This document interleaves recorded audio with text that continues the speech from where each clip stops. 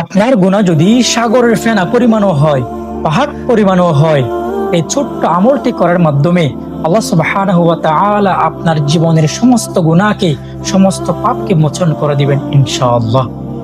সেই আমলটি হলো, নবী করিম সাল্লাল্লাহু আলাইহি ওয়াসাল্লাম হাদিসে পাকের মধ্যে ইরশাদ করেছেন, আমার যে উম্মত প্রত্যেক ফরজ নামাজের পরে ৩৩ বার সুবহানাল্লাহ, ৩৩ বার আলহামদুলিল্লাহ এবং ৩৩ বার আল্লাহু আকবার পাঠ করবে, ওই ব্যক্তির গুনাহ যদি সাগরের ফেনা পরিমাণও হয়, পাহাড় পরিমাণও হয়, তারপরেও আল্লাহ সুবহানাহু ওয়া তাআলা এই ছোট্ট আমলটির মাধ্যমে তার জীবনের সমস্ত গুনাহগুলোকে ক্ষমা করে দিবেন, মোচন করে দিবেন। সুবহানাল্লাহ। সেজন্য আমরা আজ থেকে প্রত্যেক দিন, প্রত্যেক ফরজ নামাজের পরে এই আমলটি করার মাধ্যমে আমাদের গুনাহগুলো মাফ করার চেষ্টা করব ইনশাআল্লাহ। আল্লাহ আমাদের সবাইকে তৌফিক দান করুন।